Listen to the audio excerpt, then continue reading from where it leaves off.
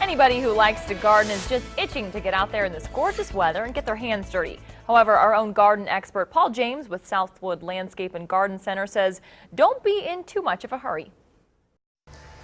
We're starting a brand new segment on the 2 News Weekend Morning Show. We're going to give you advice on your garden, also on your yard. And I can't think of anybody to get that advice from other than Mr. Paul James. Paul, welcome. Thanks, Taft. Well, you know what? Let's get right into it. We're talking about going from the cold weather into the warm weather of summertime. We also have to think about going from cold weather to warm weather in terms of our vegetables. Tell us what we need to put in the garden at this time of the year.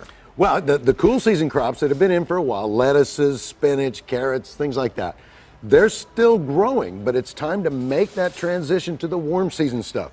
Tomatoes, peppers, eggplant, okra, beans, melons, squash, all kinds of wonderful stuff. So whenever we're talking about that, we're still getting those warm afternoons, but the mornings can get a little bit on the cool side, 40s, maybe even some low 50s. We still have to watch for some of the tender plants early on here through the spring. We do. As a matter of fact, I'm a little concerned about some folks who invariably start way too early with their warm season stuff. We've had some lows in the 40s. Maybe even a little cooler in outlying areas. So that can actually stunt the growth of tomatoes and peppers and things like that. So while the plant may look okay, as the season progresses, its growth may be stunted and it may not develop good fruit.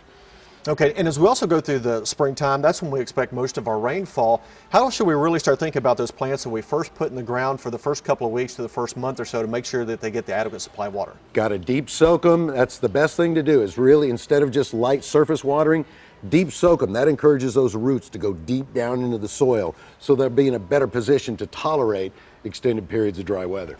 And we know that once we get into parts of May and June, we start to get into those times where we may go a week or two without that rainfall. And that's something we really have to know how much water that we're putting on those plants. It's pretty much water every day, really. I mean, drip irrigation's wonderful if you have that.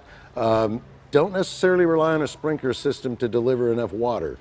Better to get out there with a hose and a nice wand on the end and just go ahead and sit out there and water. It's a good time to kind of, look at what's going on in the garden while you're watering. You can monitor for pests. You can look at other issues, maybe some disease issues. So it puts you more in touch with the garden when you're out there.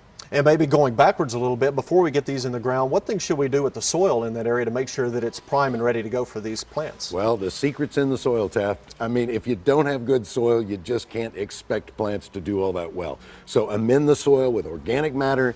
There's lots of different products on the market, but just really get that organic matter into the soil so that there's some nutrient value. It'll just really support the plants a lot better.